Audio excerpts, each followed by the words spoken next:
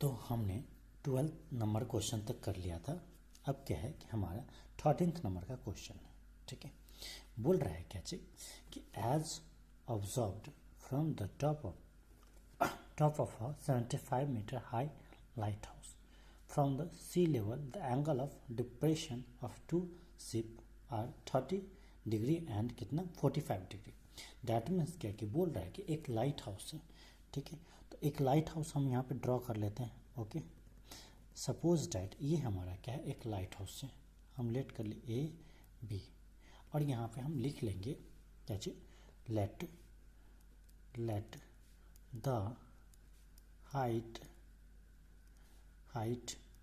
Of lighthouse A B and क्या चीज, उसका जो कितना है लेंथ कितना दिया हुआ है, तो 75 metre. Then A B is equal to 75 metre. Okay, ये हमारा 75 मीटर हो गया। ओके, बोल रहा है क्या चीज कि the angle of depression that means क्या कि हम ना ऊपर से नीचे की ओर देख रहे हैं। ओके, ऊपर से नीचे की ओर देख रहे हैं। बोला है क्या चीज 30 डिग्री एंड क्या चीज 45 डिग्री। शिप का जो एंगल ऑफ एलिवेशन डिप्रेशन है, तो angle of depression that means कि हम सपोज यहाँ पे क्या है कि हमारा शिप है। ठीक है, यहाँ पे शिप है तो हम इसको लाइन को हॉरिजॉन्टली मिला देते हैं, ये शिप है। तो यहाँ से जब देख रहे हैं तो एंगल ऑफ क्या चाहिए डिप्रेशन बोल रहा है, तो एंगल ऑफ डिप्रेशन तो ये हो गया हमारा लाइन ऑफ साइट, ये हो गया हमारा लाइन ऑफ साइट। थोड़ा सा टेढ़ा है, ठीक कर लीजिए, माइनस कर लीजिए। लाइन ऑफ साइट हो गया हमारा कितना, तो 30 डिग्री। फर्स्ट क्या है हमारा 30 डिग्री, तो ये हो गया हमारा 30 डिग्री। दैट मीन्स क्या कि ये एंगल जो होगा हमारा वो कितना डिग्री होगा, 30 डिग्री। ए बी है तो इसका नाम हम सी कर देते हैं। ओके, और उसके बाद क्या है, कुछ देर के बाद ये जो शिप है बोला कि if one ship is exactly behind the other same side of the light house. बोला कि एक शिप यहाँ पे है और एक शिप जो है यहाँ पे 45 डिग्री से, एक शिप जो है यहाँ पे, तो ये भी क्या होगा हमारा 45 डिग्री ये एंगल, तो ये एंगल भी कितना होगा हमारा 45 डिग्री। इसका नाम दे देते हैं डी। ओके, तो हमारा जो फिगर बनेगा वो ऐसा बनेगा। ओके, अब हम चल जाते हैं, पहले हम ये ट्रायंगल में चल जाते हैं ए बी डी में, ए बी डी में ये 90 डिग्री है।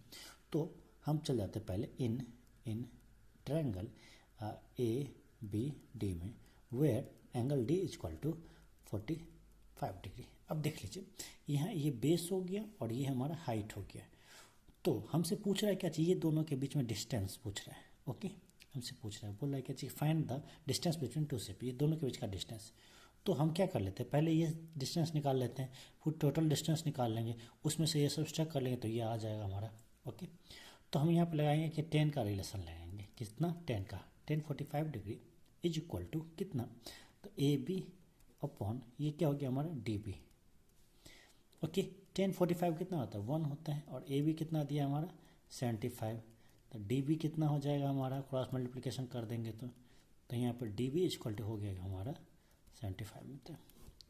मतलब क्या चीज कि ये जो base of the light house हो गया उससे ये 75 मीटर के डिस्टेंस पे है, ये हमारा निकला। ठीक है, अब हम क्या करते हैं कि जाते हैं क्या चीज ट्रायंगल ए बी सी में। Now in triangle A B C, then यहाँ पे क्या है कि एंगल सी जो है हमारा वो कितना डिग्री है 30 डिग्री है। ओके, और ये भी हम लिख सकते हैं कि बी सी जो हो जाएगा हमारा वो क्या हो जाएगा, तो D B plus C D होगा ना, D B plus C D, और हमको सी डी ही फाइंड करना है। ओके, तो हम यहाँ पे लिख सकते हैं फिर से हमारा बेस और हाइट का क्या बनेगा, बेस और परपेंडिकुलर का रिलेशन बनेगा, तो डैट मीन्स क्या 10, तो 30 degree is equal to A B upon B C, तो 30 डिग्री कितना होता है 1/√30। 3। ए बी कितना है हमारा 75। अब बी सी को क्या लिख सकते हैं डी बी, और डी बी कितना है हमारा 75, तो यहाँ पे हम लिख देते हैं 75 एंड क्या चाहिए सी डी। अब कर देंगे हम क्रॉस मल्टीप्लिकेशन, जो कि बात हम लिख लेते हैं यहाँ। तो ये हो जाएगा हमारा 75 plus C D is equal to 75√3। अब क्या हमको निकालना है तो सी डी, तो सी डी निकालना है तो क्या करेंगे, इस 75 को उस साइड ले जाते हैं, तो C D equal to 75√3 minus 75, that means क्या C D equal to 75 common, तो √3 माइनस 1 इतना मीटर। ठीक है, तो यहाँ पे हम लिख देंगे कि distance between two ships is कितना, तो 75√3 माइनस 1 मीटर। ठीक है, अगर वीडियो अच्छा लगे वीडियो को लाइक करें एंड हमारे चैनल को सब्सक्राइब करें।